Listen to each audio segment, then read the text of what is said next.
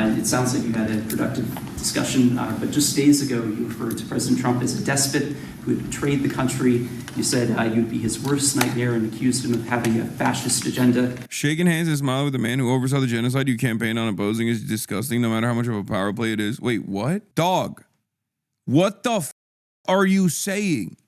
He's the f***ing president. Yo, y'all need to wake up, okay? Some of you unironically behave in the crustiest, most anarchist, most unbearable, hyper woke, rad lib loser ways possible. That's the president, okay? If the Hamas political bureau can sit across the fucking table from dudes who called the assassination of their children a week prior, then you have to develop a better understanding of how this stuff works, okay? Donald Trump is saying he's going to shut off money flowing into New York City. You have to talk to the president. That's so, oh my God, I'm losing my mind. I'm losing my mind at the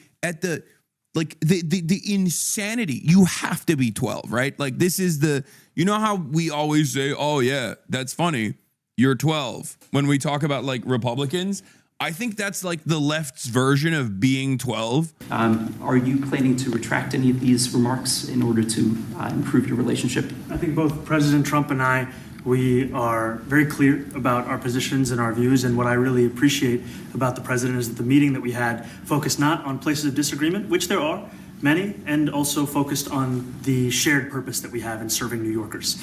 And frankly, that is something that could transform the lives of the 8.5 million people who are currently struggling under a cost of living crisis, with 1 in 4 living in poverty. And the meeting came back again and again to what it could look like to lift those New Yorkers out of struggle and start to deliver them a city that they could do more than just struggle to afford it, but actually start to live in it. And I've been called much worse than a despot, so it's not that insulting. Maybe I think he'll change his mind after we get to working together. Yes, please. Mr. President, Anthony Marshak from MTV Lebanon. I would like to ask you a question about the Middle East regarding, you said that Hezbollah in Lebanon is not in a good position. And Lebanon now is the final unresolved after Gaza and Syria. Given your assessment, like what do you say for the Lebanese today? It's the Independence Day in Lebanon. And what is your next move to push toward disarmament? The disarmament of Hezbollah. Well, we are pushing for total disarmament of Hamas and, frankly, everybody else. And we actually have peace in the Middle East. As you know, the King of Saudi Arabia just left yesterday. We had some great meetings, and he's made a contribution toward the United States of more than $1 trillion. We have now over $20 trillion coming in. No country has ever had anything like that, not even close. If you go to 2 trillion or 1 trillion, it's a lot. We have 20 or $21 trillion. Yeah, I want to issue a trigger warning, everybody. I'm platforming Donald Trump, and I want to apologize ahead of time. I want to do a land acknowledgement. This is stolen land. I know I couldn't do land acknowledgement 2 days ago because we were in mainland China, but today we can do a land acknowledgement. You know, this is technically a British colonial outpost here. It's stolen land. You know, just let you know that I apologize for that. I apologize profusely for my legitimization of fascism. And I apologize even for Zohran Mamdani, honestly, who also is, I platform Zohran Mamdani, who's platforming Donald Trump, and I'm also in the process of platforming Donald Trump. So I just wanted to say I'm so sorry. I think that Hezbollah has been a problem in Lebanon, a big problem. We're working with Lebanon. We're working with everybody in the Middle East. That's another thing I think we have in common. We want to see peace in the Middle East. And we actually have now, for the first time, peace in the Middle East after 3,000 years.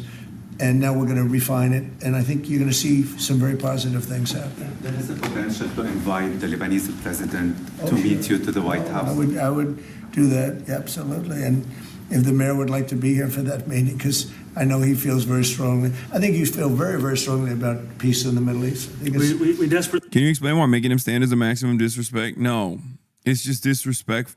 Trump is Mr. Power Play, dude. He cares. He's like the fucking strong handshake is profoundly important guy. Okay, He believes in the power of a strong handshake. Like, that's the type of motherfucker he is. That's the type of time he's on, right? So for that reason, a lot of this stuff has symbolism for him.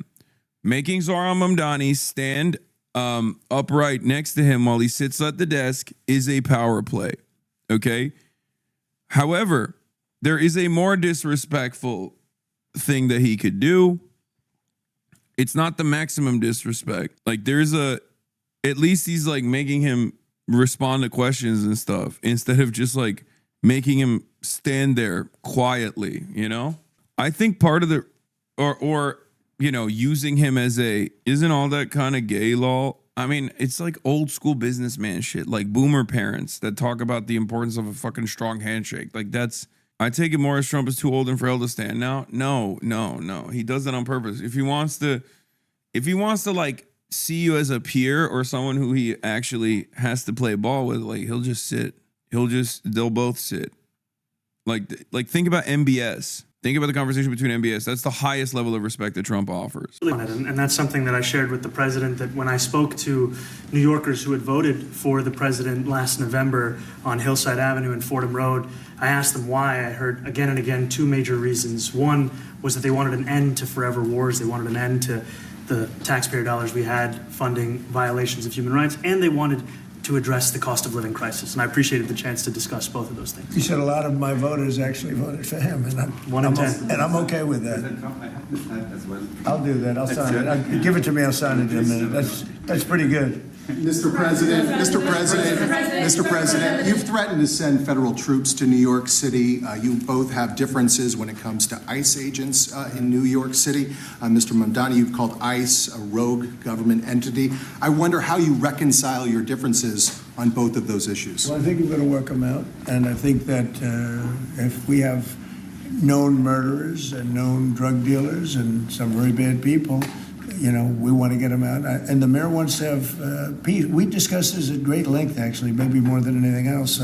He wants to have a safe New York. Ultimately, a safe New York is going to be a great New York. If it's not safe, no matter how well we do with pricing and with anything else, we can talk about anything you want. If you don't have safe streets, it's not going to be a success. So we're going to work together. We're going to make sure that if there are horrible people there, we want to get them out. I think he wants to get them out maybe more than I do. So we'll work together. We discussed it at great length. Yes, please. Yeah, two questions, if I may. One for you, Mr. President, on BBC in a second. But first of all, for the mayor-elect. You're both from different parts of the political spectrum. You're both populists, though, and I just wonder to what extent the president's campaign style, his techniques, his social media use inspired any part of your campaign. Well, I actually told the president that, you know, so much of the focus of our campaign has been on the cost of living crisis. And when we asked those New Yorkers who had voted for the president, when we saw an increase in his numbers in New York City, that came back to the same issue: cost of living, cost of living, cost of living. And they spoke about the cost of groceries, the cost of rent, the cost of... This is such a good way to fucking, oh God, this motherfucker is a salesman, dude. He really is. One of the best ways to convince a person is not to force your opinions down their throat, but it's instead to make it seem like they came to this conclusion. So for Zohran Mamdani, one of the best ways that he constantly talks about the affordability situation is when he ties it back to Donald Trump by stating that Donald Trump actually ran a pretty effective campaign that won on the issues of affordability. He makes it seem as though they are completely aligned on this issue. Now, of course, Donald Trump hasn't done dick about affordability, but it's also true that he actually ran on affordability. So Trump knows that this is successful. Trump knows that this is an issue that he has to address. So he can't just fucking sit there. He can't just sit there and be like, no, I don't care about affordability. The cost of childcare. And too often politicians are looking to lecture to New Yorkers what they should care about as opposed to listen. And when we spoke to those voters who voted for President Trump, we heard them speak about cost of living. We focused on that same cost of living. And that's where I am really looking forward to delivering for New Yorkers in partnership with the president on the affordability agenda. And I think we have to work a little bit. We talked about Con Edison. We have to. Look, he likes him. Oh my God, brother, you can, like, I see it. He fucking likes him, dude. Oh, he's cooking. Trump is in a unique predicament because he's obviously withering away with his support in his base. He has to beef up his populist bona fides. Zohran Mamdani has a lot of motion and a lot of momentum. So obviously this is a great opportunity for him to lean into that, just to grab onto it. Okay. He also, I think, sees this as a decent opportunity to drive a bigger wedge in the Democratic Party. Trump sees this as an opportunity to shit on Hakeem Jeffries and Chuck Schumer, who he knows vehemently dislike Zohran Mamdani. This hotel's swanky as hell, bro. Yeah, it's swanky as hell. A little bit on getting the prices because, you know, we've gotten fuel prices way down, but it hasn't shown up in Con Edison. And we're going to have to talk to them. You know, if we're sending them fuel at a much lower price than it was a year ago, which is true, we have to get Con Edison to start lowering the rates. Absolutely. And if I may, last week you told me you were pushing ahead with your plans to sue the BBC for up to $5 billion. You were going to speak to Prime Minister Starmer as well. Is there any progress or any updates on those issues? Well, we get along very well with the Prime Minister. We made a deal with UK. I like him. He's a fine person. And, you know, I think they have some big energy problems. You know, they've got windmills all over the place. They're going to have to start using other methods because their energy is out of control. Should Mamdani be cozying up to Trump, though? He's not cozying up to Trump, man. Trump is the president. Zohran Mamdani is the fucking mayor of New York. Trump is the president of the United States of America, which also happens to be the president of New York City, okay? When you are the president, it's kind of like the mayor, but for everyone, okay? Since we have an interesting way of analyzing things here, I'll simplify it for you. Zohran Mamdani is the mayor of 8.8 million New Yorkers. Donald Trump is kind of like the mayor, but for 330 million Americans, right? Which includes Zohran Mamdani, for the record. Still doesn't justify platforming, though. Okay, you guys need to stop playing around, please. About in the UK, it's out of control. And he's got that problem. He's got a big immigration problem, as you know, and he's got a big energy problem. And we talk about it. He's a good man. Prime Minister's a good man. You have a chance to speak this week. I haven't spoken this week. Have you spoken to President Zelensky, or do you intend to meet with him, President Zelensky, about your plan? Are you going to meet with him? I've spoken with their people. We have a plan. It's horrible what's happening. It's a war that should have never happened. It would have never happened if I was president, and it's a shame. And I thought they should have acted quicker. But it's a cold winter, and a lot of the you talk about utilities, but a lot of the big energy-producing plants have been under attack, to put it mildly, to put it nicely. We have a way of getting peace, or we think we have a way of getting peace. He's going to have to approve it. Just so sad, so many people. You know, last month they lost 25,000 soldiers. This is something, we haven't seen anything like this since the Second World War. And they're averaging 6,000 or 7,000 a week between the two of them, dead soldiers. And it goes on, and I think they're getting reasonably close. But you are getting jealous of Trump, admit it. They are cute for real. Yes, I'm jealous of Donald Trump. Why is Chess sipping bleach? I don't fucking know. I don't want to predict. I would have said that would have been one of my early ones. I did 8 peace deals of countries, with the blokes, including in India, Pakistan. You could even go. In fact, they're coming here in a week or two. Go to the Congo and Rwanda. That was 10 million people dead, and we worked something out on that. But so many, and the one I thought would have been, for me, because I have a very good relationship with President Putin, I thought that would have been maybe quicker. But it does take 2 to tango, and now you just see all the death. And, you know, it doesn't affect us other than the fact that we don't want to see all those people dead. Really, it's on the other side of the ocean. It's a war that should have never happened. It did happen. I blame the person also sitting right behind this desk.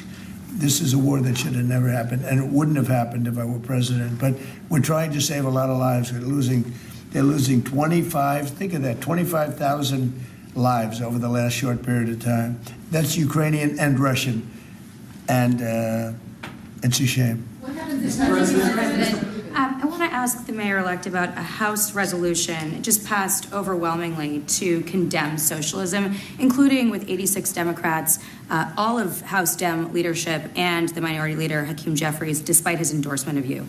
What's your reaction to that? I have to be honest with you, I focused very little on resolutions. Frankly, I've been focusing. Condemn socialism. I understand. I think the focus is on the work at hand. I can tell you I am someone who is a democratic socialist. I've been very open about that. And I know there might be differences about ideology, but the place of agreement is the work that needs to be done to make New York City affordable. That's what I look forward to. And I want to clarify your answer to Stephen Nelson. He asked about your comment calling the president a fascist, and your answer was, both President Trump and I have been clear about our positions and our views. Are you affirming that you think President Trump is a fascist? I've spoken about. That's okay. You can just say yes. Okay. All right. Okay. It's easier. It's easier than explaining it. I don't mind. And Mr. President, I wanted to ask you also about this Ukraine plan. Yeah.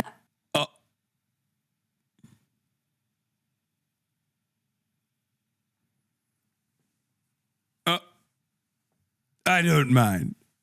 That's crazy. I have to play that back. The arm pat, no, you can call me a fascist. I don't mind. What the fuck? What the fuck? That is the craziest part about it. This is probably the craziest part. It's easier. It's Positions and our views.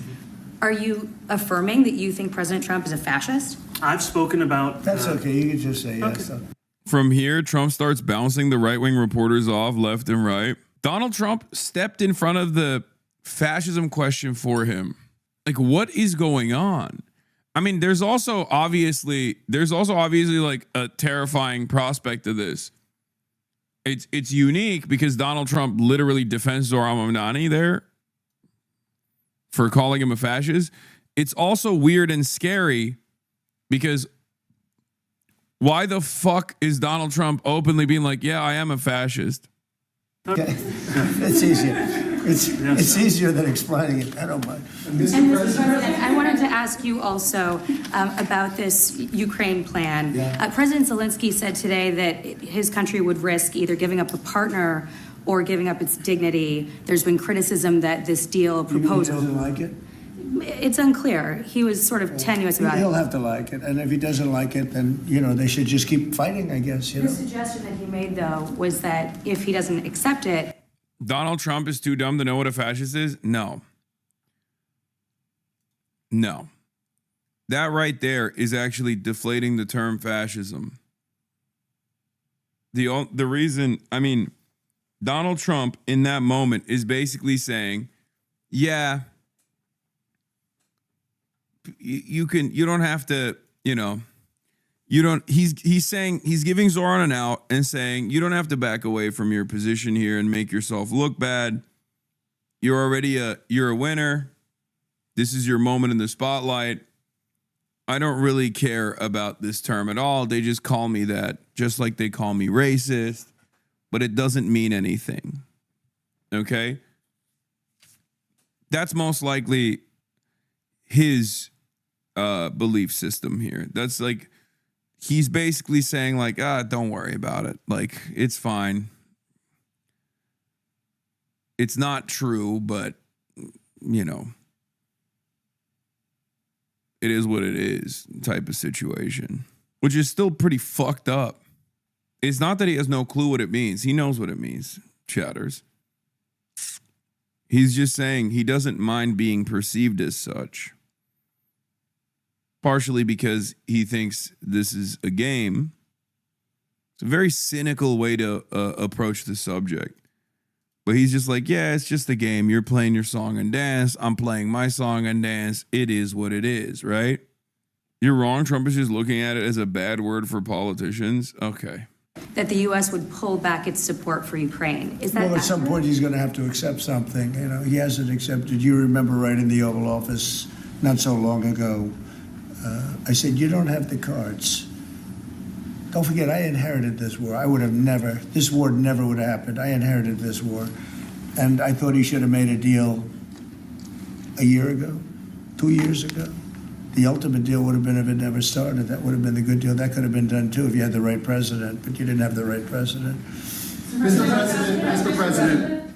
President, the cost of living is something that you and Mr. Mamdani seem to agree on.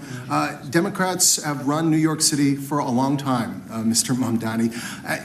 Do you see Democrat policy specifically as being a problem? And I'd like that be a question that both of you could answer in New York City. Look, I think that there are many things in our city where we have to own the responsibility of it, things that existed long before the president was the president. And those are also part of the message of our campaign, was to take on a broken politics of the past. And I ran against a number of candidates who represented different versions of that past. And what we found time and again is that working people were left behind in the politics of our city. And what we're looking to do is put those people right back at the heart of our politics so that we don't have a situation where we're in the wealthiest city in the history of the world, and yet 1 in 5 can't even afford $2.90 for a Metro card. Mr. Mamdani, He's sticking up to him, isn't he? Zohran wins the election during his speech. During his elected speech, he insults Trump, and now he's standing beside him like a wet chicken. He clearly doesn't have a character. What are you talking about? One, he's not even the mayor yet. He's the mayor-elect. Two, Donald Trump hasn't done anything to undermine New Yorkers under the Zohran Mamdani mayoral reign yet. Obviously, you're gonna fucking play nice to hopefully stave off any kind of like negative policy making that the White House is going to engage in terms of undermining the affordability agenda of Zohran Mamdani, right? What matters here is what he does after Donald Trump starts, sending ICE agents to New York. We had some interesting conversation, and some of his ideas really are the same ideas that I have. But a big thing on cost, the new word is affordability. This saved Thanksgiving across America. Yeah, so close to Thanksgiving. A lot of you guys are going to have a really funny time with your relatives. After months and months of Zohran Mamdani is a communist, it's terrifying, he's really bad, Donald Trump just basically deflates a year's worth of insane negative commentary and coverage from Fox News with one single meeting, with one single light tap on the shoulder. Donald Trump just basically came in and was like, no, this guy is handsome, he's funny, he's charismatic, he's going to do well. He calls himself a communist. It's all right. He calls me a fascist. I'm all right with that. We're just playing politics, right? Come on. We both love affordability, don't you think? Like, this is aura. Okay? This is just fucking, there's no other way to put it. You got a 34-year-old anti-Zionist, Muslim, socialist mayor of New York that was called a fucking terrorist, anti-Semitic terrorist, Islamist jihadist every single fucking day. And he won so resoundingly against a lot of his ops in the media, against a lot of the ops in the establishment Democrats, and of course the entirety of the right wing, that Donald Trump has to sit there and try to take some of his shine. Because plenty of mayors win elections. Donald Trump is not inviting them to the fucking White House to talk to them, and to talk to them like this.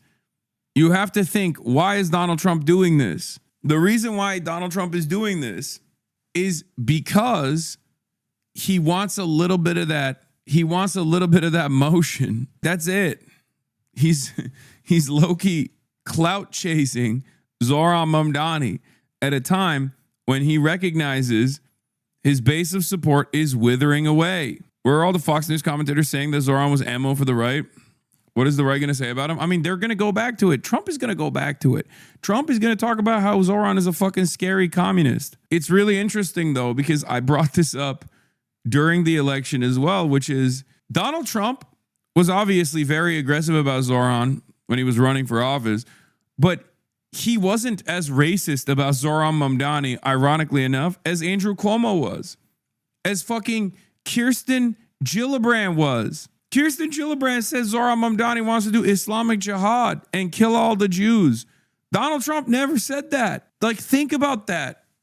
Isn't that fucking insane? I brought it up throughout the election cycle. I was like, Donald Trump, partially because of all of his dealings with, you know, all the Gulf leaders and whatnot, he sees Muslims as like magic money men. He was less aggressive about Zohran's background during the election than fucking establishment Democrats were. Some establishment Democrats were way more racist about Zohran.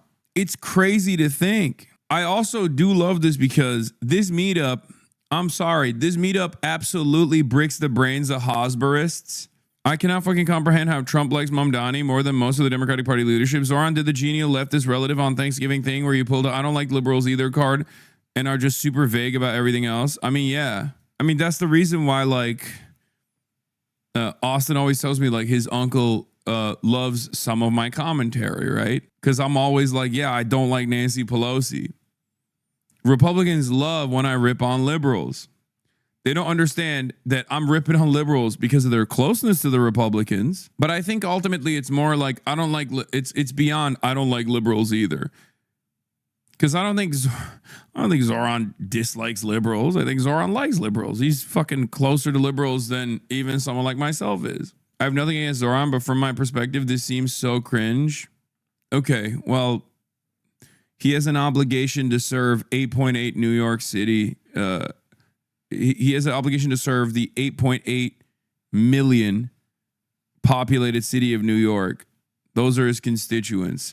So you might consider it to be cringe, but that's his job. When you hit 30, you are chopped. You are cringe, but you are free. Thank you. I agree. But it's just groceries. You know, it's sort of an old-fashioned word, but it's very accurate. And they're coming down high. They were, you know, we had, both of us, we had the highest inflation in the history of our country the last 4 years under... You're blinded by IDPOL? Me? Blinded by IDPOL? What is the identity politics here? I like that it's everybody in this community basically calling each other liberals and rad libs and saying, like, accusing one another of doing identity politics, when I think my analysis on this is pretty sober. When I see something that Zohran is doing that I disagree with, I call it out, as I have this past week. Not that long ago. I've done it yesterday. I did it earlier in the morning. And when I think that there's something normal that's taking place here that's actually objectively good for the left, or objectively good in terms of Donald Trump basically destroying a year's worth of insane sentiment. Oh, wait, that guy was trying to say that because of my background, you don't think he's backsliding into the Democratic Party? Wait, explain what you mean by this? Are you implying that, you know, I'm not being critical enough of Zohran because he's Muslim? Is that what you think? You think it's the ummah? Am I doing a little bit of taqiyya, dude? You repeatedly say you like him because he's a 34-year-old socialist. Okay. This is not identity politics, you fucking baboon. I think there's a different reason why you would say IDPOL. That's ideology. And Muslim, yes. The Biden administration, and we've got inflation down now to a normal number. It's going to go even a little bit lower than that. Katie, do you have something? Mr. President, thank you so much. Mr. Mamdani often talks about New York City being covered by international law, that they will follow international law. Doesn't often talk about the U.S. Constitution. What is your response to that? Well, I don't know what you're referring to in terms of it can be covered by international law, local law. It's covered by a lot of laws, but it's covered by U.S. law. Are you referring to anything in particular? He just says that they're a city that endorses and enforces international law. Is that at odds with U.S. law? I don't know. Would you want to respond to I think what I've shared with the president is our desire to not only follow the laws of our own city, laws that protect New Yorkers, but also a desire for consistency in our politics across the board. And that's something that we've talked about and something that I know many New Yorkers want. We work with ICE. We work with ICE then? We discussed ICE and New York City, and I spoke about how the laws that we have in New York City allow for New York City government to speak to the federal administration for about 170 serious crimes. The concerns that many New Yorkers have are around the enforcement of immigration laws on New Yorkers across the 5 boroughs, and most recently we're talking about a mother and her 2 children, how this has very little to do with what that is. Mr. Mamdani, What we did is we discussed crime, more than ICE per se. We discussed crime, and he doesn't want to see crime, and I don't want to see crime, and I have very little doubt that we're not going to get along on that issue. He wants to, and he said some things that were very interesting as to housing construction, and he wants to see houses go up. He wants to see a lot of houses created, a lot of apartments built, etc. And you know, we actually people would be shocked, but I want to see the same thing. Mr. Mamdani, Kind of fucked up for Zohran to not check in with HasanAbi's chat before meeting with the president just to see if it's okay. Okay, you're joking, but there's a low key, there are people in here who genuinely believe that. Like, there are people who are operating with that exact attitude where they're like, I don't understand what's going on here. Why didn't he fucking come to us? It's rude of him, really. And they would have been like, no, actually, you're not allowed to do that because that would mean you're normalizing fascism. Yeah. Zohran Mamdani, the Hasan Pike delegation is cutting ties with Zohran Mamdani. The honeymoon period is over. Protesters. Yeah, Mr. President, I wanted to know one of the policies as well that Mayor-elect Mamdani talked a number of times about on the campaign was shifting the tax burden for property taxes from what he called minority communities to white-based communities and putting more taxes on white people. No. Jack fucking Posobiec is in that room. Are you fucking joking? Oh my God. Oh my God, dude. Ew, gross. Gross. Unacceptable. Switching up on Big Zo as soon as he found a bigger political streamer, Trump, to hang with. Yeah. No, he's the one who switched up on me. He forgot his day ones, dude. He forgot his day ones. That's what it is. Lunatic reporter, you cannot call him a reporter. He is at best a white nationalist Twitter poster, okay? I can't believe this shit. That in your acceptance speech you didn't mention anything about America or Christians or white people in general, and so I didn't know if that was one of the policies that you guys had spoken about. We focused on affordability. We focused on the cost of living crisis. What I will say is that I am very much interested in property tax reform because what we see right now in New York City is a system that is so inequitable that it can't even stand up in court. And the president and I spoke about the importance of not only building more housing, but also making sure that regulation of housing is something that is manageable to actually get through and not the cause of yet another weight that we see in our city. But to be clear, you're continuing this idea of race-based property taxes. No, to be very clear, that's what you said. No, the use of the term was a description of neighborhoods, not a description of intent. So you intend to tax the whiter neighborhoods more? No, we intend to create a fair property tax system because we want a New York City that is not only fair and equitable, but also one that every New Yorker can afford. Please, God. Mr. Mamdani, anti-Israel protesters just targeted a synagogue in New York.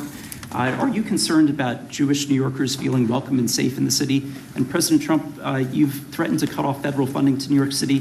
What policies would prompt you to do that? Would that be city-run grocery stores? Would it be something else? Yeah, this is another thing that fucking annoys me to no end. Yeah, once again, another like Jewish place of worship being used to literally illegally sell stolen property on in the West Bank in direct violation of New York City rules, in direct violation of international human rights, in direct violation of all the fucking laws. And then when people protest outside of it, everybody goes, "Oh my God, I cannot believe how anti-Semitic people are." It's one of the most annoying things. I can't believe it still happens. Like, it's so frustrating. Like, what are we doing here? There will be protests wherever Zionists hold events, selling plots of stolen land or fundraising for the displacement of Palestinians. And people use their houses of worship to host these events. That is a reflection of their own moral rot. That's what should be condemned. And every single time dumb fuck liberals will eat that bait and be like, oh my God, I am so saddened. I am so saddened. I'm so upset. Not at the fact that these guys are basically fucking violating every single rule and every single law and demonstrating one of the most like immoral things that you can do, like doing it in a fucking place of worship. That's not what's saddening for these people. It's the fact that people actually are criticizing it.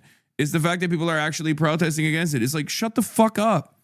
Lock in, man. What do you think is the bigger problem here? The fact that people are protesting against like people selling illegally selling stolen fucking houses in an apartheid state in a place of worship, or the people protesting against that outside of the place of worship? The fuck? Yeah, the city of Boston persecuted Catholics prosecuting the child molesting priest. Yeah, I can't believe it. I can't believe they did that. Yeah, if the fucking Catholic priests were also openly hosting like a child molestation seminar in one of the fucking churches, yeah, motherfuckers will be out there protesting against that too. It has nothing to do with every single Catholic church. It has nothing to do with Catholicism. And it would have something to do with that individual church. It's so fucking annoying. Yeah, the new right-wing thing is describing crimes as generically as possible to pretend that like they're not crimes. Someone gets convicted of conspiracy and they start yelling, wow, so it's illegal to make plans with friends now.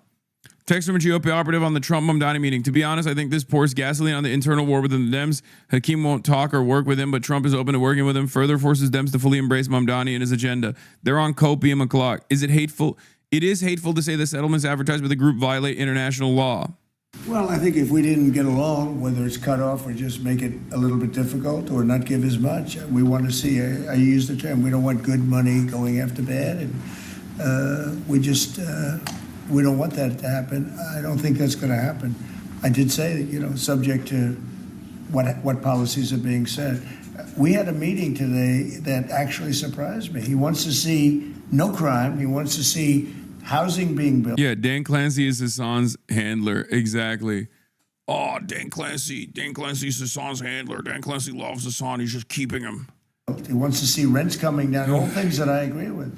Now, we may disagree how we get there. The rent coming down, I think one of the things I really gleaned very much today, he'd like to see him come down, ideally, by building a lot of additional housing. Yeah.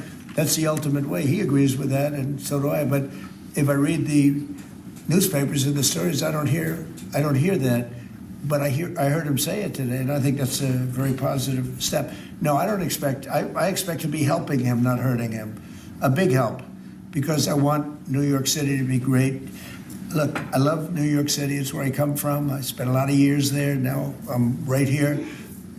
We took a big setback with the mayor that we had, named de Blasio. I thought it was a tremendous setback. Yeah, once again, by the way, call of the year. Not the hardest one to make, but I told you he would have played ball with Zohran. And here he is, balling on it, okay? Here he is, playing ball. I did not expect him to cooperate like this. No, you don't understand Trump. If you thought that Donald Trump was going to go after someone like Zohran in a negative manner in person, you do not understand how Trump operates. Trump loves charisma. The reason why he invited Zohran Mamdani here. Yeah, the reason why he invited Zohran Mamdani here is because of this. Okay? Trump endorsed Mamdani before Schumer did. Trump was less Islamophobic to Zohran Mamdani during the campaign than Kirsten Gillibrand was, than Andrew Cuomo was. Donald Trump understands where to push and pull. That's why he won the presidency, man. He knows. He's a room reader. He knows who's popping. He's doing it because his base is frustrated at him with affordability, and he sees Zohran Mamdani's victory as an affordability victory. So he's trying to be like, hey, see, we're on the right side. We're on the right track. We're on the same side, you and I. Tremendous setback for the city. I think this mayor can do some things that are going to be really great. Mr. President, Mr. President. How about you? Thank you, Mr. President. You're a billionaire. You have a different address nowadays than you used to, but you used to call New York City home. Would you feel comfortable living in New York City under a Mamdani administration? Yeah, I would. I really would. Woo! That is, oh my God. Oh my God. Oh, that's such a good question and such a good answer. Oh my Lord, what are my ears hearing right now? What is coming out of this man's mouth? He said, yes, I would. Oh, that's an endorsement, folks. Donald Trump is endorsing woke Sharia. He's endorsing global jihad. He's endorsing Islamo-Gauchism. He's endorsing Islamo-communism. God damn, dude. Are you fucking serious? Are you be for real right now? Oh, my Lord. After the meeting. Absolutely. What makes you comfortable? We agree on a lot more than I would have thought. I think I want him to do a great job, and we'll help him do a great job. Okay, You know, he may have different views. Okay, this goes even beyond my expectations. Never mind. I know I said I precog this already, but like this goes beyond. This goes beyond the precog. He is glazing. Oh my Lord.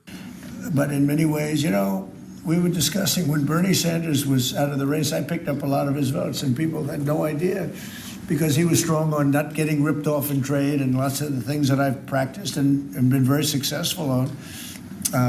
Tariffs, a lot of things. Bernie Sanders. Someone check on Deborah Messing. Deborah Messing already, it brings me no pleasure to report this. Deborah Messing reportedly offed herself after she watched this meeting. I agreed on much more than people thought. And when he was put out of the race, I think quite unfairly, if you want to know the truth, many of the Bernie Sanders... Michael Rappaport didn't even know that this meeting was taking place. He just felt a disturbance in the force and he had an aneurysm.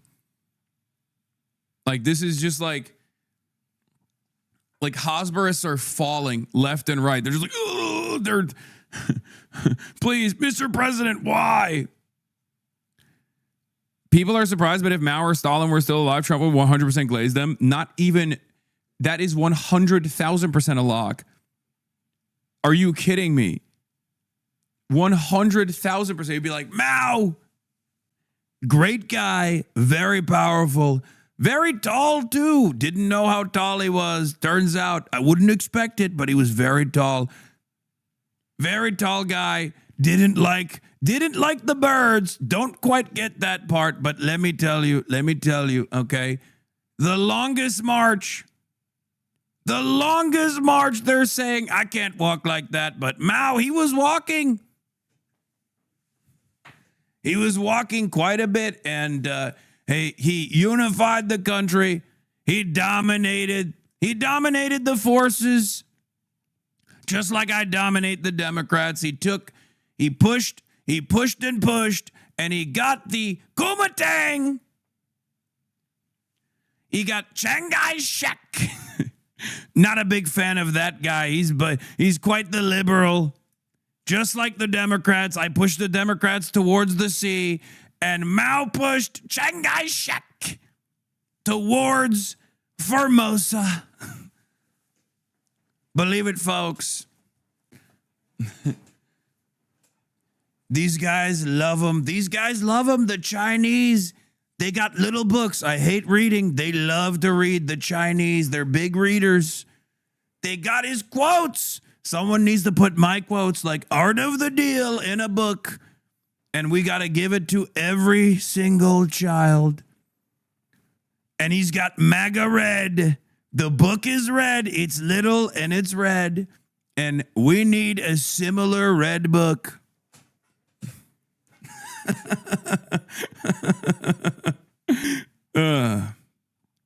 Maybe we'd do a golden book. Not a red one, but a golden one, even though I love the color red. They say red is the color of communism, but in America, red is the color of Trump. Those voted for me. And I felt very comfortable, frankly, in seeing that and saying that. And, you know, it just turned out to be a statistical truth. But no, I feel very comfortable. I would feel very, very comfortable being in New York, and I think much more so after the meeting. Yes, please. Thank you, Mr. President. I have a question for you, but a very quick one for the mayor. Why did you fly here? Aren't trains greener?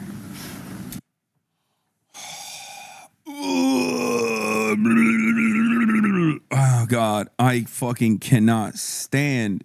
What is this question, man? Just please, guys,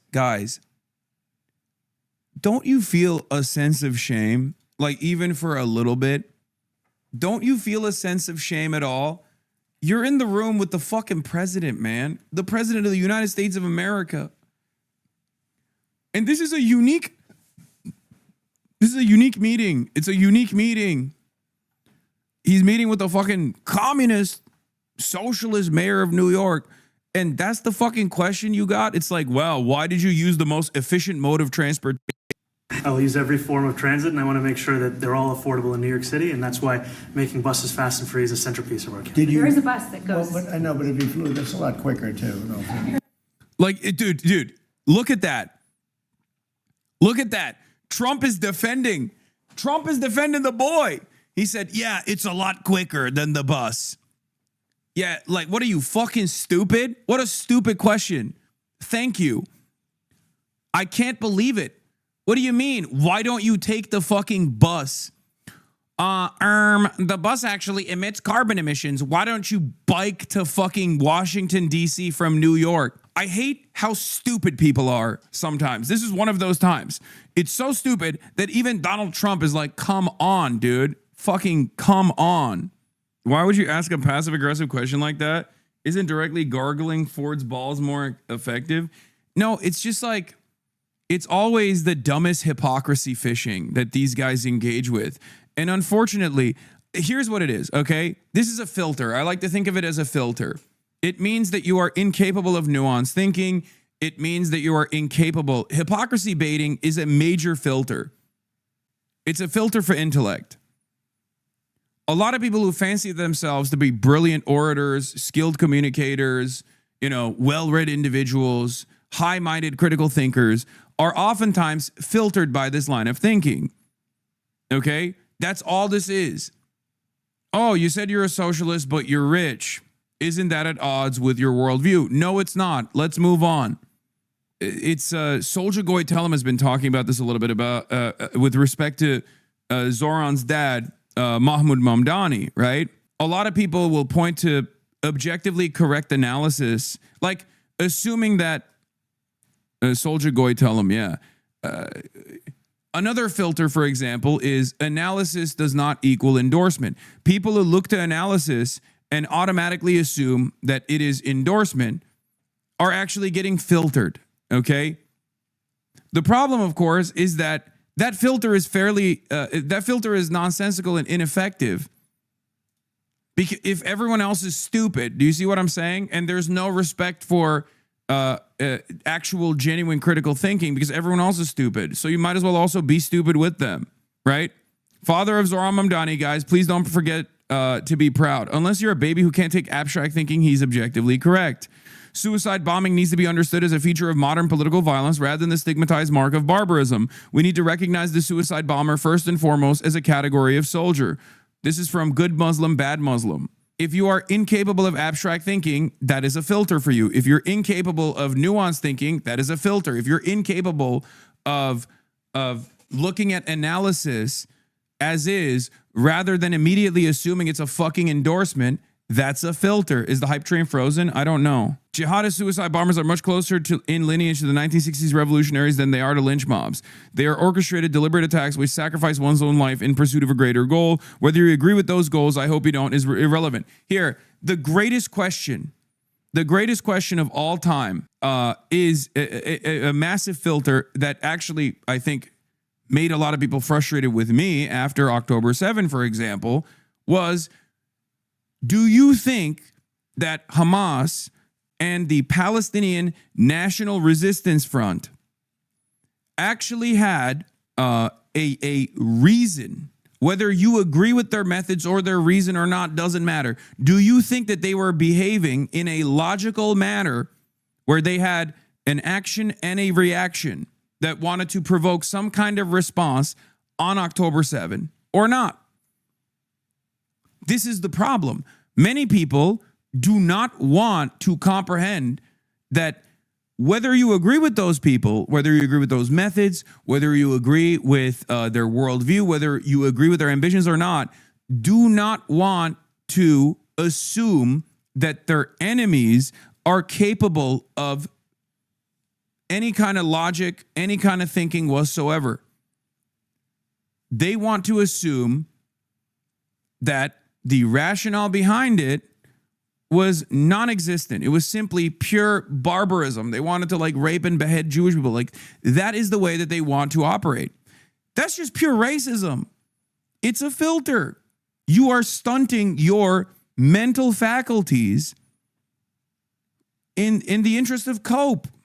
You will never be able to make change or solve anything if you are engaging in this self-soothing. Okay? Oh, all of our enemies happen to be barbaric monsters that have no discernible reason, no identifiable goals, and they're simply operating on pure barbarism for the sake of violence. It's a thought-terminating way to operate. It's a thought-terminating cliche. It's a thought-terminating way to operate. It's oftentimes very racist as well, because that's what racism is a thought-terminating cope. Do you know how much planning and consideration and understanding of modern machinery it took to orchestrate something like 9/11? So many collection action problems had to be overcame for that to succeed. It took years. These scare tactics really show you how much the global war on terror depended on Americans and Westerners believing basic political slogans at full face value without any attempts at deeper insight. To quote Susan Sontag, "Let's mourn together, but let's not be stupid together." One of the best versions of this, of course, is they hate us because they ain't us. 9/11 happened because they hate us because they ain't us. That is literally the collective understanding, like the most common collective understanding of 9/11. And this kind of idiocy unironically moves people away from critical thinking. It's very frustrating. I hate that shit. Okay, chill, but dunking on my poor Americans is hard enough already. No, I'm not. I'm just saying, as Americans, we all have to be better. Okay? We have to be better. I want Americans to be smarter about this. Another filter example. Mark Milley goes in front of Congress and they ask him, why is Mao Zedong required reading at West Point Academy? And Mark Milley says, of course we have to read Mao Zedong. We have to read everyone. Okay? Like, you have to understand how other people think. You have to understand what they're motivated by. Right? What did the Republicans do after that? They said he was a fucking Maoist. They said he was woke and gay. It's fucking insane. You're like a caveman at that point. You're like, you're reading the enemy? You're reading books? You're reading books with the ideological enemy? Oh, don't do that. Americans unironically are cooking themselves. We're constantly slamming our fucking heads into the concrete wall, hitting ourselves with fucking frying pans over and over again, so that we can coexist and cohabitate this space with a bunch of other fucking racist morons. It blows my mind. I've read so much about how empires fall, okay? Extensively about the Ottoman Empire when I was growing up, because that's what was taught in schools. And it is the exact same pattern over and over again. A bloated, backwards thinking, formerly powerful, major global superpower refusing to evolve, forgetting the dynamism that was required to be a great world power, just falling into falling into this death spiral. Americans do not recognize that is the environment that we're in. And I think a big part of that has happened because of the comfortable position that capitalist ideologues achieved in the aftermath of the dissolution of the USSR. Yeah, the Wow Mao bin Laden take that caused massive crash houses evergreen. Do Americans actually know why bin Laden did all that, or do they all believe he hated that they can vote or something? Or the same principle, like, oh, we invaded Afghanistan because they hated our free speech. Really? You think that's why we invaded Afghanistan? What the fuck does a goat herder have to do in the mountains of Korengal Valley? What the fuck does that guy have to do with American free speech? He's never met an American. He doesn't even know what a fucking American is until there is a corn-fed Nebraska boy sitting on top of his house with like $175,000 worth of gear, knocking on his door, busting through his door and harassing the fuck out of his whole family. That's the first time that motherfucker has seen an American, okay? Lots of filters. You know, I mean, he's working very hard. For him to be, that's a very... Palpatine take? I don't even know what that means. You know, the plane takes you 30 minutes and driving takes you a long time. Yeah, it's such a basic, exactly. Again, I know I went on this like long tangent about filters, but I think it's important to recognize this. Like, this is a thought terminating, idiotic ass line of questioning, okay? Oh, why didn't you take the bus instead of the plane to DC? Don't be fucking stupid. Clear up some confusion around a Washington Post report. There was this explosive report that the Coast Guard is no longer going to characterize swastikas and nooses as hate symbols. DHS called that a lie and fake news. Can you clear up? I don't know anything about it. When was this written? I think yesterday. Well, look, the Coast Guard's an incredible group of people. I know them very well. We just ordered a lot of new Coast Guard cutters, beautiful, the most magnificent ship. They look like yachts with lots of guns on them. So I don't know. I haven't seen any report like that, but certainly we want them to remain a great force, and they are. Mr. President, you are a peacemaker, and you did the peace in all the 9 months around the world. I would like to ask Mr. Mamdani, you've accused the U.S. government of committing genocide in Gaza while President Trump was working on peace. Why that? I've spoken about the Israeli government committing genocide, and I've spoken about our government funding it. And I shared with the president in our meeting about the concern that many New Yorkers have of wanting their tax dollars to go towards the benefit of New Yorkers and their ability to afford basic dignity. And what we see right now is we're in the 9th consecutive year of more than 100,000 school children being homeless in our city.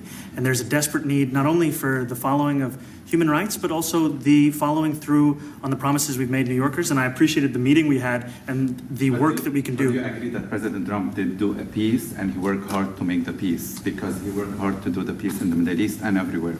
Do you agree with that? I appreciate all efforts towards peace, and I shared with President Trump that when I spoke to Trump voters on Hillside Avenue, including one of whom was a pharmacist that spoke about how President Trump's father actually went to that pharmacy not too far from Jamaica Estates, that people were tired of seeing our tax dollars fund endless wars. And I also believe that we have to follow through on the international human rights, and I know that still today those are being violated, and that continues to be work that has to be done no matter where we're speaking of. Mr. President, question for Mr. Thank you, Mr. President. Do you view the mayor-elect as the true leader of the Democrat Party? And do you think Leader Schumer's and Leader Jeffries, have to follow his lead? Well, look, I hope they have great leaders. This is a man that right now I think is focused in New York City.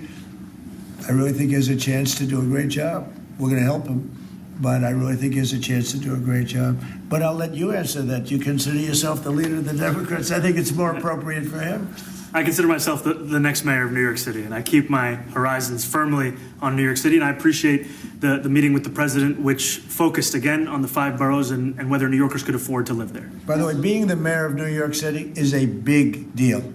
Absolutely. I always said, one of the things I would love to be someday is the mayor of New York City. Being the mayor of New York, and especially now, because I think you're at really a turning point, one way or the other.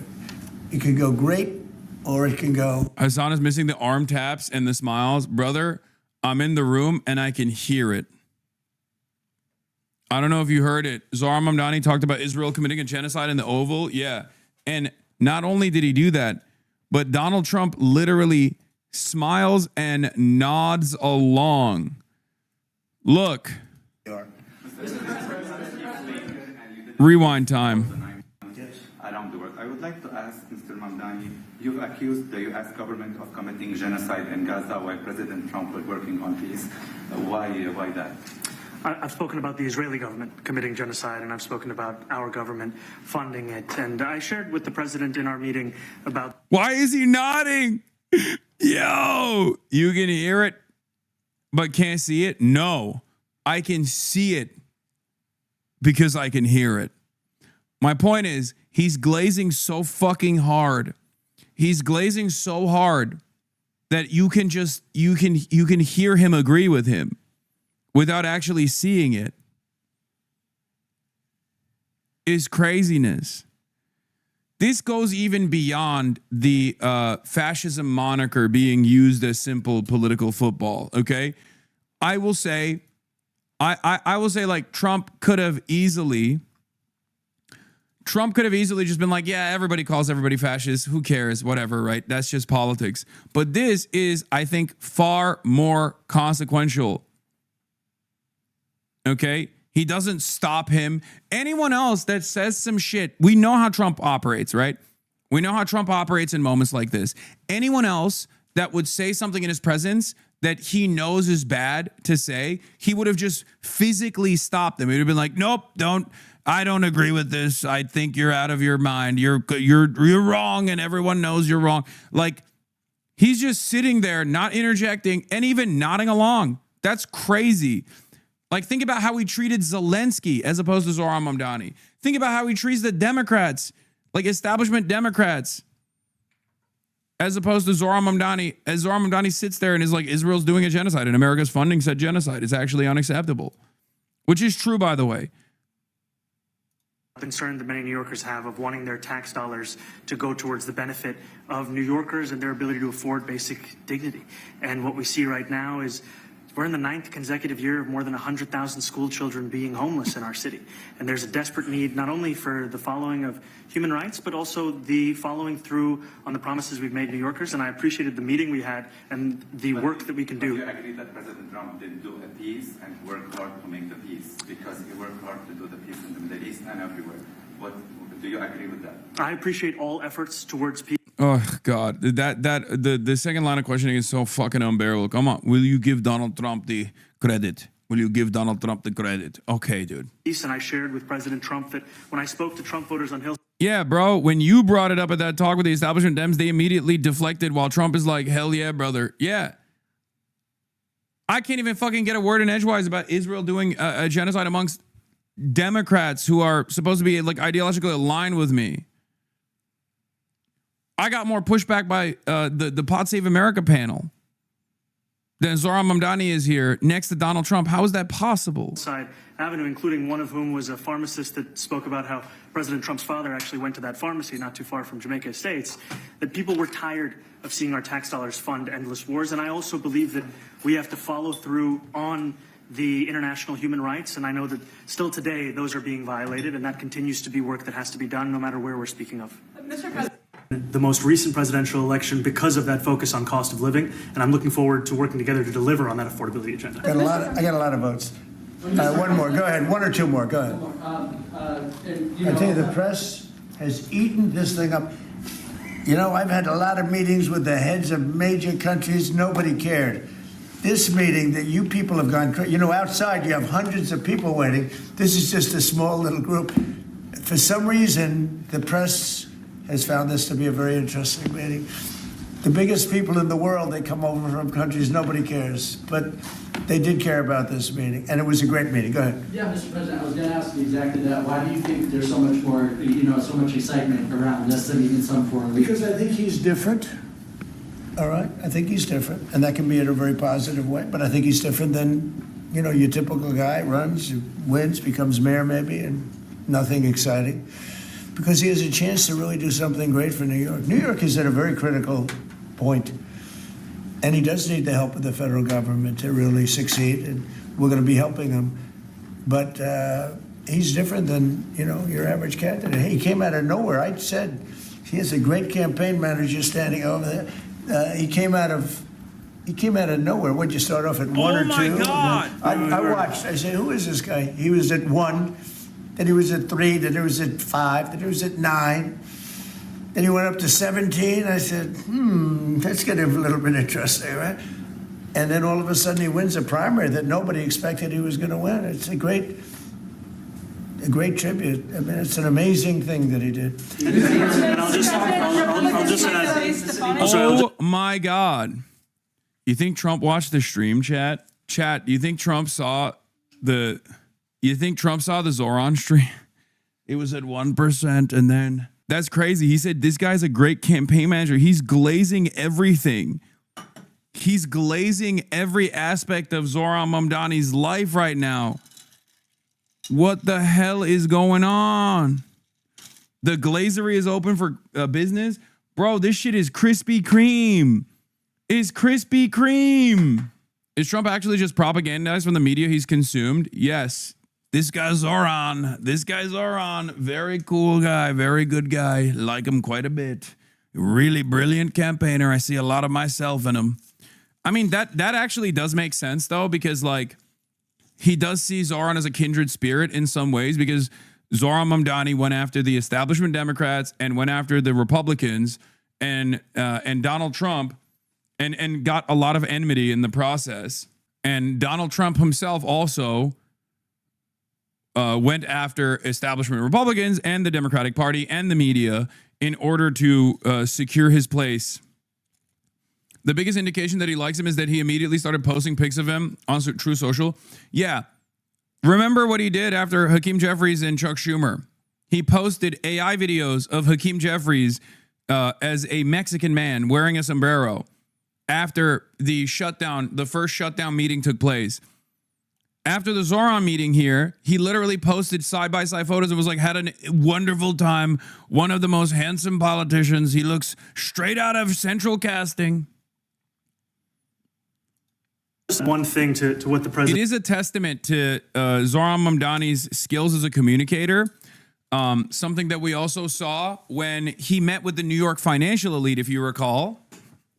Right? Zohran Mamdani meets with the New York finance chiefs, right? And what was the takeaway from that meeting? Everyone was frustrated that they really liked him. They were like, this guy is going to take our bag, but we fucking love the guy. We couldn't find anything to get mad about. He's a charmer. And I do think,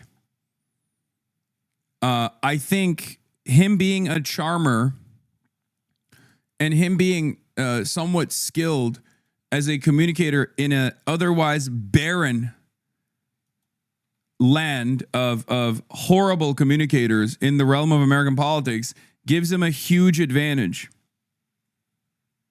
I think that's what it is. Mamdani is him. He will continue to be him. He is Timothy Chalamet. Okay, I don't want you guys to glaze him this hard though.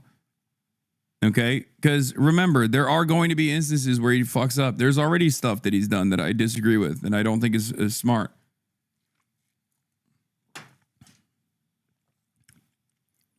Can you please rewind a bit? Why? We already saw him eat it. Here. And then all of a sudden he wins a primary. Look. Here, let's run it again. He came out of nowhere. Would you start off at 1 or 2? And then I watched. I said, who is this guy? He was at 1, then he was at 3, then he was at 5, then he was at 9. Then he went up to 17. I said, that's getting a little bit interesting, right? And then all of a sudden he wins a primary that nobody expected he was going to win. It's a great tribute. I mean, it's an amazing thing that he did. And I'll just add one thing to what the president said. Is one thing I also appreciated is in our meeting to appreciate a portrait of FDR and the incredible work that was done with the New Deal, and also in thinking about what it can look like when the federal government and New York City government work together to deliver on a. You're just jealous of Mamdani, but it's okay. We'll always prefer you. No. I'm not jealous of Zohran Mamdani. Yeah, I'm jealous of Zohran because he got to fucking hang out with my favorite politician, Donald Trump. And I only get to hang out with a wax figure of Donald Trump. Portability can be transformative. You know, we have a great portrait of FDR that I found in the vault. I just had the realization that GOP are doing this around what Dems did to Trump early on, the Pied Piper strategy. I think it will backfire much in the same way. No. I don't think the GOP is Pied Pipering Zohran. I think that... I think Republicans are a lot smarter. I think the GOP is a lot smarter than we give them credit in terms of winning elections. Their policies are fucking horrible. And the very fact that they win any elections at all means that they are very good at doing politics. Okay? And no, I don't think that they're Pied Pipering Zohran. I think that they're genuinely fearful of Zohran. And they were a little caught off guard by what Donald Trump did here. And I certainly don't think Donald Trump is doing Pied Piper over Zohran. I think Donald Trump genuinely is trying to take... What do you mean by that? The Pied Piper strategy was the one that Hillary Clinton applied to Donald Trump. They thought Donald Trump was an incredibly weak and ineffective candidate, and they thought Donald Trump would be the best possible candidate to go up against Hillary Clinton because they were unable to read the room. They did not realize that an anti-establishment ticket in 2016 would have been victorious. Okay? And in the primaries, they leaned into Donald Trump. The Democrats did. Hillary Clinton did. In the primary structure, they basically glazed Donald Trump and boosted Donald Trump's profile. The media played ball with this as well. The media also egged on Donald Trump, thinking that Donald Trump would be defeated easily by Hillary Clinton, right? It was a spectacular failure since Donald Trump won. Democrats have tried to do that as well, but I don't think Donald Trump is trying to do that with Zohran here. Donald Trump always maintained the position that Bernie Sanders would have been a harder opponent to beat. POTUS has good moments, but this is an all-timer. Trump smiled at Mamdani in a way he never has with JD. Meanwhile, he's outside the room grasping for any possible way to still glaze him, lol. POTUS has a lot of good moments, but this is an all-timer. I love that that is true, by the way, that Donald Trump is actually unironically infatuated with Zohran Mamdani in a way that he is not with JD Vance. That was missing. Eric Adams' reaction? You got an Eric Adams reaction? What's funny about these guys is like Eric Adams, Andrew Cuomo, they're all compromised and they all want this level of fucking respect from Donald Trump and they will never get it because they're weak, they're ineffective. Donald Trump fucking hates them. He will use them. He will use them because he has leverage over them. But with Zohran Mamdani, he doesn't have leverage over Zohran Mamdani because Zohran Mamdani won convincingly against all odds. So he's basically there to take away a little bit of that shine, to stand in the spotlight alongside the affordability candidate, to basically present himself as also someone who is invested in affordability. Do you understand what's going on here? That's why the dynamic is very different. He loves winners. To the best of my knowledge, he's a Democrat. And when the mayor saw that portrait, he said, "Sir, do you mind if I have a picture taken by that portrait?" It's an amazing portrait. I hope the picture comes out good. But it's an amazing portrait in the cabinet room. So he's a big fan of the New Deal, I guess, and of FDR. Yes, ma'am. Thank you, Mr. President. You said that you both spoke about crime. There are many police officers set to come off the rolls at the end of this year in New York City. Are you going to allow those police to be replaced with police officers, actual cops? And are you going to require that that happens? Would there be some consequence if the staffing happens? But again, that's going to be ultimately the mayor's decision. What's your answer? Is that I look forward to delivering public safety with the NYPD, and I've said over the course of our campaign that we have the number of police officers today. They are the ones that's budgeted about 35,000 headcount.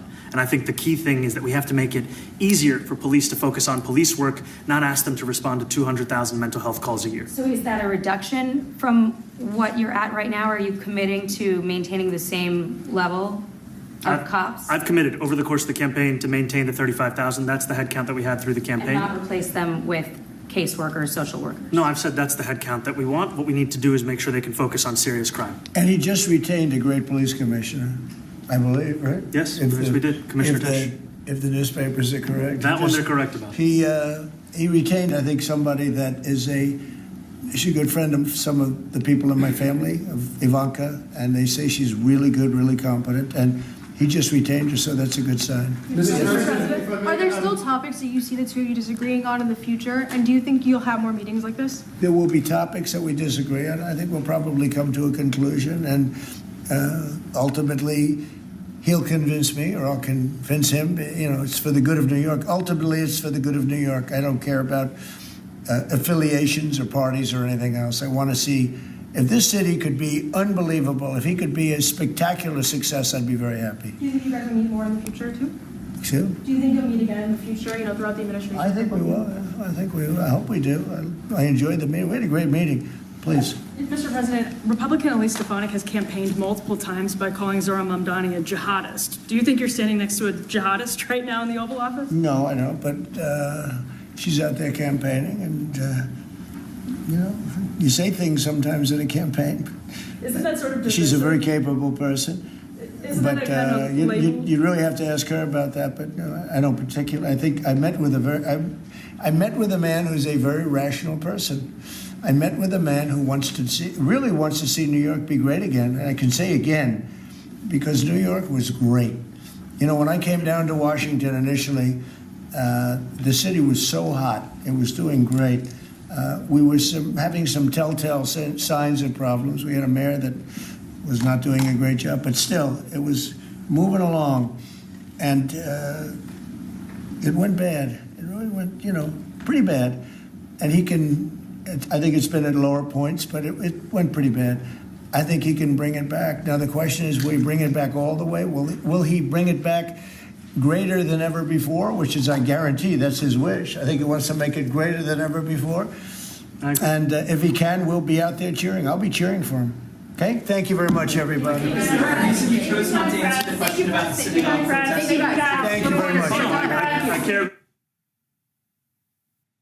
You're watching CBS News 24/7, and quite an extraordinary meeting in the Oval Office between President Trump and New York City Mayor-elect Zohran Mamdani. They were both very complimentary, as you heard, very civil. And this comes just weeks after the president urged voters not to vote for him in New York City's mayoral election. The president expressed hope for Mamdani's tenure as mayor. Listen. I feel very confident that he can do a very good job. I think he is going to surprise some conservative people, actually. And some very liberal people he won't surprise them because they already like him. Mamdani as well, also very complimentary of Trump about their meeting this afternoon. I appreciated the meeting with the president, and as he said, it was a productive meeting focused on a place of shared admiration and love, which is New York City, and the need to deliver affordability to New Yorkers, the 8.5 million people who call our city their home, who are struggling to afford life in the most expensive city in the United States of America. We spoke about rent, we spoke about groceries, we spoke about utilities, we spoke about the different ways in which people are being pushed out, and I appreciated the time with the president, I appreciated the conversation, I look forward to working together. God, I love the fucking hog meltdown. God, I love the fucking hog tears. Oh my God, what a time. What a life. What a time to be alive. Trump just destroyed our campaign by saying he's not a jihadist. Yep. I mean, I think that, yeah, I didn't miss anything. I was listening while I was pooping, okay? I was listening while I was pooping. The bathroom is right next to the fucking, right next to my desk. Calm down. I guess I missed the dab up. Look at this still from the meeting. It's so over. Yeah, find you somebody who looks at you like Donald Trump looks at Zohran Mamdani. With the door open is criminal. I fixed the noise gate so you can't hear shit. They cut the part where Trump said good answer. I'm telling you, Mike Johnson, we're going to make Zohran Mamdani the face of the Democratic Party, Donald Trump. And what a beautiful face it is. Look at that smile. We love Zohran Mamdani, don't we, folks? I look forward to working with him. He's going to make New York City great again. He's going to make New York City great again. Trump is trying to use Zohran favorability to his favor. Yes, Zohran Mamdani is a candidate that won on affordability. Donald Trump recognizes how important that is right now. It's a major area of weakness for him because he hasn't done shit on affordability, even though he ran on affordability. And that is why he is sucking off Zohran Mamdani's penis. Okay? in the Oval like he's Bubba. You missed the last question. It is not included in the video, by the way. What was the last question? Not included in the video. I think it's weird because Trump literally defended Zohran, calling him a despot who betrayed the country. Like, why would he do that? Just because he likes winners?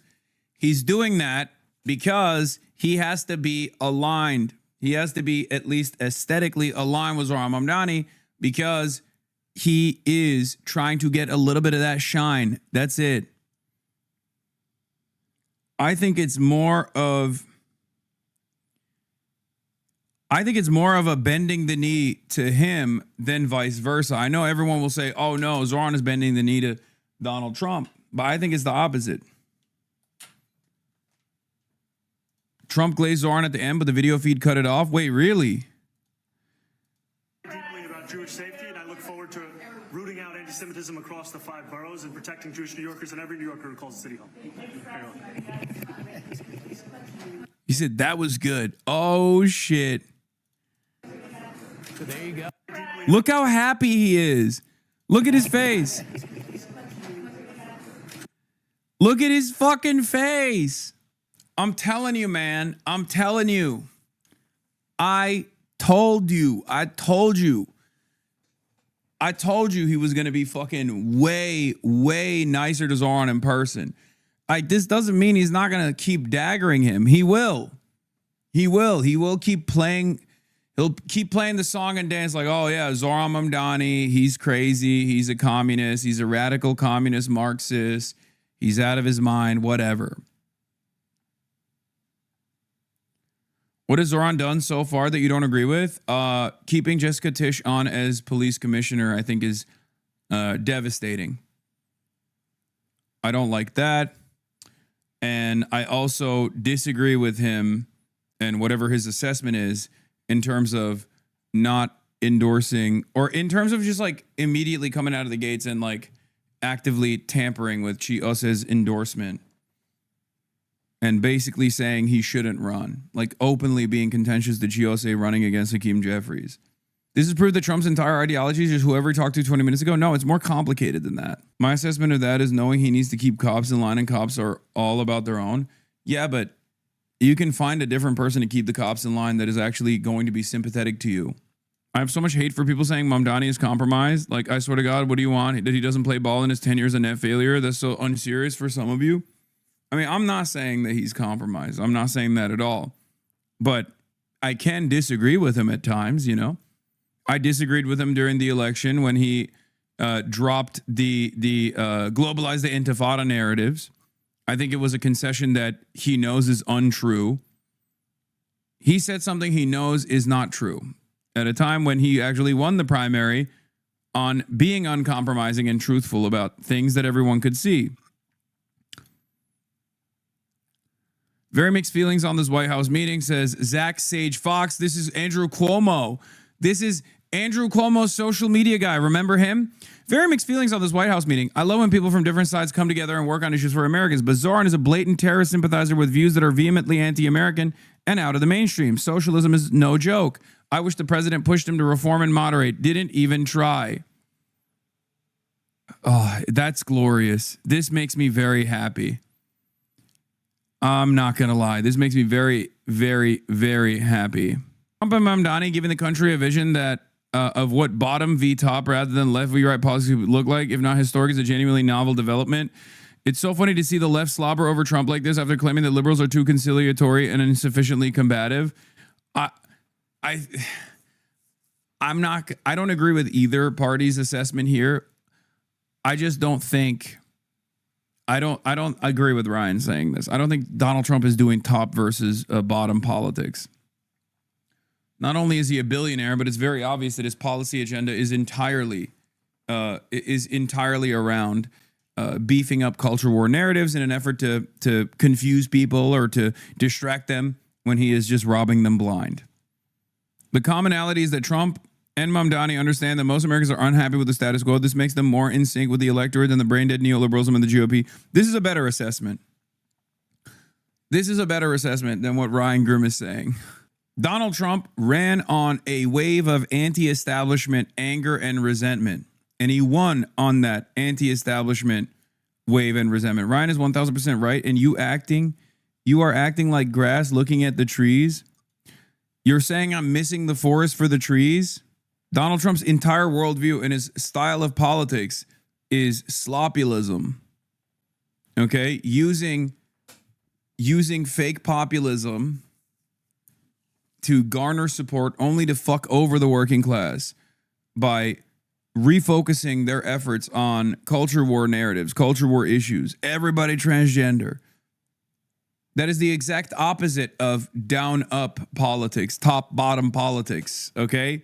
Donald Trump is a Republican. Republicans don't do class politics, or rather, they do class politics all the time, but they do it at the behest of the billionaire class. Democrats also do it at the behest of fucking billionaire class too. But the Republicans are open about their disdain for the poor for the most part. Donald Trump is a newer version of this because he just fakes it like he's one with the working class. Oh my God. I did miss this part. Stefanik has called Mamdani a jihadist. Do you think you're standing next to a jihadist right now? Oh my fucking God. I missed this part. Dude, oh my God, at least Stefanik's gonna kill herself, dude. Holy shit. He just destroyed her entire fucking gubernatorial run. Look, we want New York City to succeed, but we'll have to agree to disagree on this one. If he walks like a jihadist, he talks like a jihadist. If he campaigns like a jihadist, if he supports jihadists, he's a jihadist. And he's Kathy Hochul's jihadist. Oh my God. You didn't miss it? You literally commented on it when we were watching? No, I missed that it was about Elise Stefanik. Elise Stefanik has campaigned multiple times by calling Zohran Mamdani a jihadist. Do you think you're standing next to a jihadist right now in the Oval Office? No, I don't, but she's out there campaigning, and, you say things sometimes in a campaign. Isn't that sort of... She's a very capable person, but you'd really have to ask her about that, but I don't particularly. I think I met with a man who's a very rational person. I met with a man who really wants to see New York be great again. And I can say again, because New York was great. When I'm meeting, please. Mr. President, Republican Elise Stefanik has campaigned multiple times by calling Zohran Mamdani a jihadist. Do you think you're standing next to a jihadist? On the previous topic, DHS literally tweeted out that immigrants are to blame for everything. Yeah. Hochul said he's dabbing on her. Full statement from Kathy Hochul. Hochul Campaign Communications Director Serafina Chitika released the following statement. The entire country just watched Donald Trump throw Elise Stefanik under the bus the same way she's been throwing New Yorkers under the bus for years. In one breath, Trump nuked her opening argument and told every New Yorker listening that she's only playing politics. We haven't seen Stefanik take an L this big since Trump crushed her dreams of joining his administration. Oh, nasty. Nasty, nasty, nasty business. That's what politics is. It's a nasty business. It's not a very good business. It's nasty. Girl is more racist than Trump? Yes. Oh, there's so much more copium. Sid Rosenberg, remember the guy who said Zohran Mamdani would celebrate another 9/11 happening? If you truly love and know Trump, Sid, then this press conference should have been expected. Anyone who truly understands Trump expected it to unfold just the way it did. Exactly. So I'm right back in the chair I was sitting in my family room on October 8th, that Sunday morning, the day after October 7th. Same exact chair, same exact shirt. How weird is that? Didn't even realize that till just now. October 8th, 2023. Same chair. This is where I watched that press conference, if you will, between President Trump and Mayor-elect Mamdani. And I think a lot of you know how much I love President Trump. I think a lot of you know President Trump reciprocates that. In fact, I'll be in Washington, D.C. coming up in a couple of weeks when I am sworn in for President Trump's Holocaust Memorial Council. But with that said... Did the GOP just get cucked? I mean, I think ultimately, what will end up happening is Donald Trump always goes back to what his big donors tell him to do. He always listens, right? I am reminded of the defense that he delivered to Hamas in the aftermath of the peace plan, the so-called ceasefire plan that he implemented, where he was like, well, Hamas, they're doing their best. They have to deal with the criminals just like Trump. Trump wants to deal with the criminals, and Hamas is dealing with the criminals. And then a couple days later, he got the boss call and was like, actually, they're being violent. They need to stop killing people now, you know? And I suspect that there will be another moment exactly like that, because a lot of the Zionist mega donors that he has, a lot of his Zionist mega donors are going to be making boss calls after this, freaking the fuck out that he was functionally glazing Zohran, and Zohran is their number one op, right?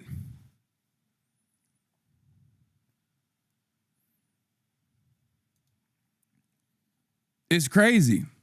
For me, Sid Rosenberg, I'm going to say it at the risk of pissing off President Trump, that was a tough press conference to watch, okay? He is a jihadist. At least Stefanik is right. Sorry, Mr. President.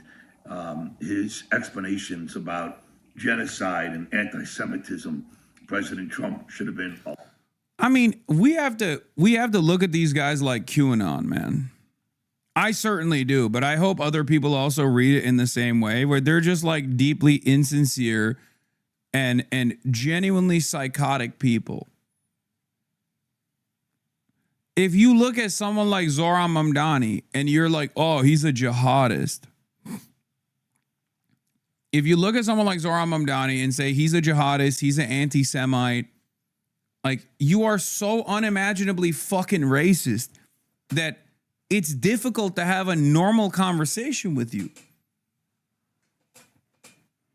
How can I have a normal conversation with a person like this? Like, you are just not living on the same fucking plane of existence with the rest of us. Dude has the popular position on Israel. Okay?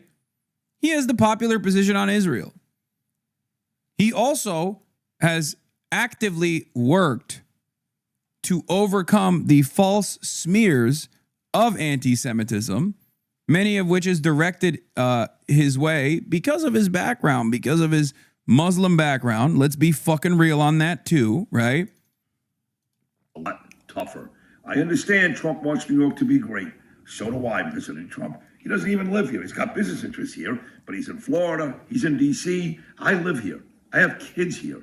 I need this city to be great. I understand all that. But to give this guy a pass, shaking hands and smiling and what a terrific guy and we're getting along great, I get it. Look, he goes to the Middle East. He gets along with the Arabs. He goes to Asia. He gets along with some of the guys there. Yeah, he's not as racist as we want him to be, all right? Come on. Come on. We all want him to be a little bit more racist towards the Arabs, right?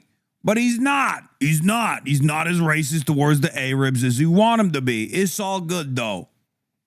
It's all fucking good, though. You know, at the end of the day, he's still giving us what we fucking want. Does this man have eyes to see? No, he is so thumb-like that his fucking eyelids have closed in on him.